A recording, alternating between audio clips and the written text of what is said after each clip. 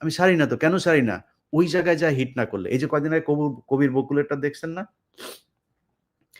যখন দেখাই তখন আইসা ভাই দেখানোর, যখন বলি যে কালকে ছাড়বো তখন আইসা সব হাতে পায়ে ধরে, "ভাই এটা দিয়েন না ভাই", এই বলে, ওই বলে।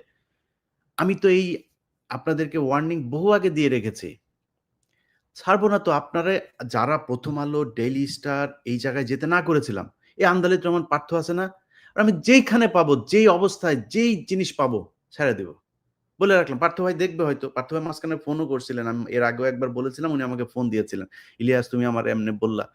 আমি বললাম, "বলছি তো ভাই। আপনি 'প্রথম আলোয়' গেছেন না? এই যে রুমিন ফারহানা, অনেক ভালোবাসতাম। এখনো ভালোবাসি। কিন্তু পাইলেই সাইজ করে দিব। সুযোগ পাইলেই সাইজ করে দিব। কারণ 'প্রথম আলোতে' গিয়েছিলেন। যারা গিয়েছেন, এই যে আসিফকে দেখছেন না? আসিফকে কিন্তু খুব পছন্দ করতাম। আসিফের সাথে খুব ভালো সম্পর্কও ছিল। ছাড়ি নাই। কেন? কারণ 'প্রথম আলোতে' গিয়েছেন। 'প্রথম আলো', 'ডেইলি স্টার', ইন্ডিয়া, এই জায়গায় কোনো ছাড় নাই। আওয়ামী লীগেরও ছাড়বো।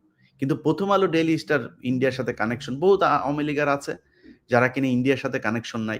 ইন্ডিয়ার ব্যাপারে যাদের একটা আলাদা মতাদর্শ আছে, তাদের ব্যাপারে মাপ আছে।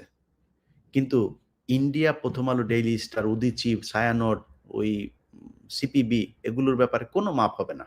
যারে যখন যেইভাবে পাওয়া যাবে সেইভাবে উলঙ্গ করে দেওয়া হবে। যেই ভিডিও পাওয়া যায় ওইটাই উলঙ্গ করে দেওয়া হবে। কোনো মাপ নাই। একদমই মাপ দেওয়া হবে না।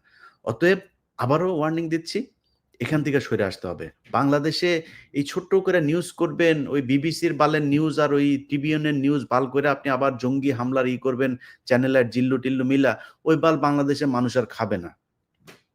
বাংলাদেশে কোনো জঙ্গি নাই। বাংলাদেশে জঙ্গি যারা ছিল তাদেরকে বিএনপি জামায়াতি সাইজ করে দিয়ে গিয়েছে।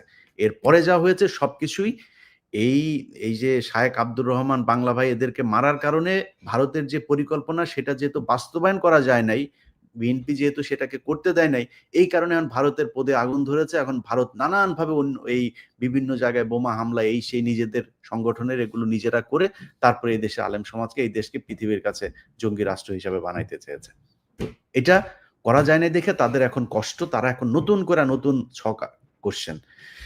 যাই হোক, অনেক বিষয় নিয়ে কথা বললাম। সবশেষ এই কথাটা বলে শেষ করি ভাই। এই কথা এখন আর ভাল লাগে না। দেখেন না, আমি এখন লাইভ টাইভেও আসি না। মানে খুবই বিশ্বাস করেন প্রচন্ড হতাশ আমি। যে একটা দেশ এত সুযোগ সুবিধা পাওয়ার পরে এত মানে মানে আন্তর্জাতিকভাবে এত খ্যাতি সম্পন্ন, এত প্রভাবশালী একজন মানুষ আমার দেশের রাষ্ট্রপ্রধান এখন। এই ব্যক্তি আসার পরে সারা দেশের মানুষের একদম মানে সম্মিলিত সাপোর্ট থাকার পরেও তারা কিছু করতে পারেন নাই। আর কি আর কি করবেন? আর কেমনে এই দেশটা ঠিক করবেন বলেন? যে কারণে এখন অনেক মানুষ অনেক করে আজকে দেখেন একটা করব, এই যে মায়ানমারের আরাকান নিয়ে প্রায় ২ মাস ধরে কাজ করছি। আমি জীবনে স্ক্রিপ্ট লিখতে গিয়ে এত সময় নেই না।